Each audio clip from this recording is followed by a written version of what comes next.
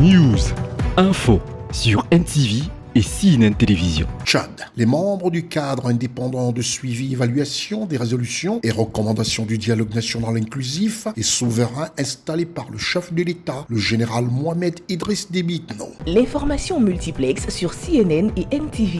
Les membres du cadre indépendant de suivi et évaluation des résolutions et recommandations du dialogue national inclusif et souverain, le CISE, ont été installés dans leurs fonctions. C'était au cours d'une cérémonie dirigée par le chef de l'État de transition, général Mohamed Idriss Déby Itno, au palais présidentiel de N'Djamena. Ils sont donc 11 personnes, 4 membres du bureau et 7 experts à composer ce cadre indépendant, officiellement investi par le président de transition, dont les premiers mots ont été ceux de vive félicitations et de souhaits de franche réussite de la mission. Étant l'interface entre le Haut Comité de pilotage, le Comité international de suivi et évaluation de l'accord de Doha et le mécanisme de démobilisation, désarmement et réinsertion, le cadre indépendant de suivi et évaluation est appelé à jouer un rôle vertical et horizontal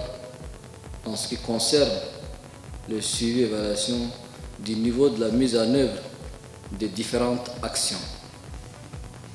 Suivre et évaluer l'exécution des cahiers des charges en toute indépendance. Collecter et traiter les informations sur le processus de la réalisation. Produire les indicateurs et les statistiques fiables de l'évolution de la réalisation.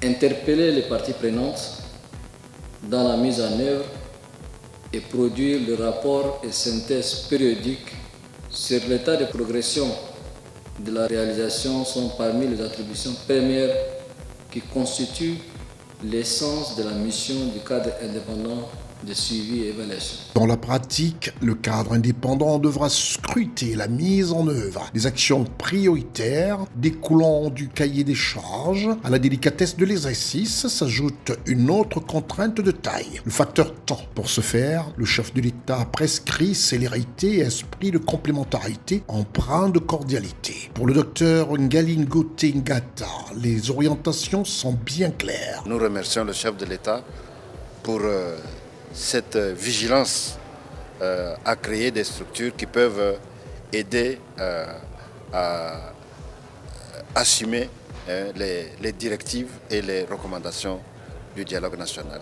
Immédiatement, les membres du comité vont se mettre au travail et il mettra son programme d'action en marche en responsabilisant chaque membre dans les domaines qui lui seront affectés. Le docteur Ngalingote Ngata promet de faire de son mieux pour que le cadre ne souffre d'aucun manque de moyens nécessaires à la réalisation de sa mission. Restez des nôtres et bonne suite des programmes sur CNN et NTV.